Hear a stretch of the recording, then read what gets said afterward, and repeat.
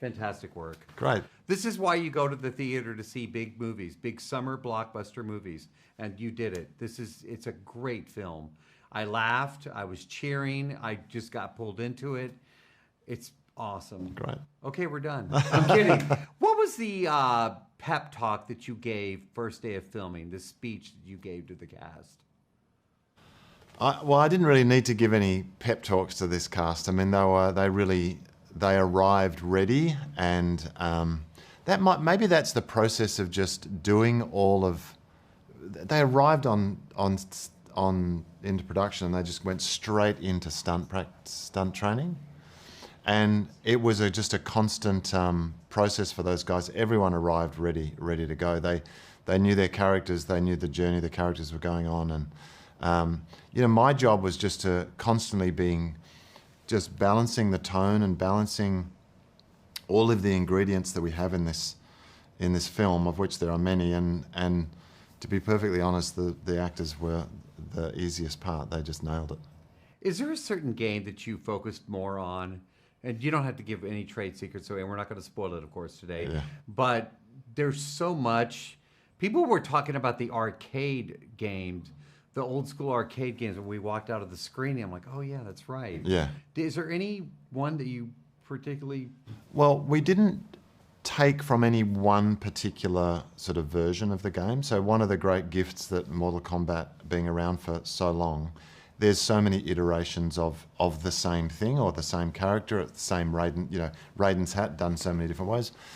But what I liked and what we sort of really focused on was there's this parallel between Mortal Kombat 2, which was a very successful arcade game, and this being Mortal Kombat 2. So I loved that we had that opportunity, and that the opening credits are kind of the best way that we sort of took that and used that as like an homage to and sort of paying respect to the success of the arcade game that we sort of all know from standing in, we've seen it, right? We know it. We know that typography, and so then taking elements from other versions of the game, like Blue Portal, for instance, that was the Sega Genesis version of Blue Portal that also had a red version as well. Right. And I was like, oh, okay, well, we need to, it's mostly the Blue Portal, but we also need to get the red version in there as well because that was there.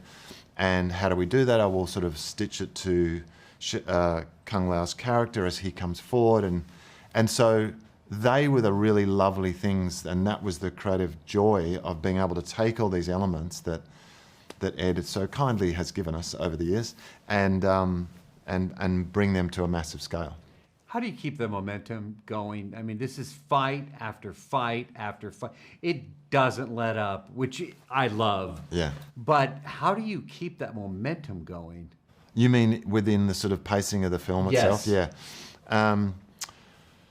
Just constantly assessing it, just constantly balancing it. I mean, we knew Jeremy wrote a great script, had really great ideas about how to bring the structure of the tournament in and how that was going to impact each character's journey throughout that process. And so it didn't just become like every character through every fight, every piece of action has some growth. I mean, Blue Portal is probably the best example where Liu Kang and Kung Lao face off with each other, and Liu Kang doesn't want to do it. So he's fighting a certain way, and then Kung Lao is fighting a certain way.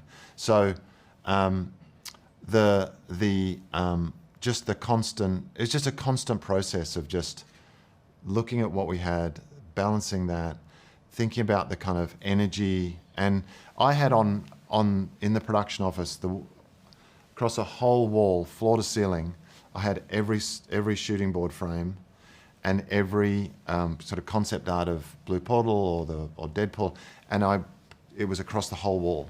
So I could stand there and I could look at it and I could sort of assess that, basically that question you asked, I was asking myself. So I was looking at that wall going, all right, how's that feeling, how's that feeling? And that was part of pre-production, is just building that wall. So when people could come in, like Carl came in early and I was like, okay, so this is here, and everyone could sort of see the broad sort of brush strokes. And it was really helpful, actually.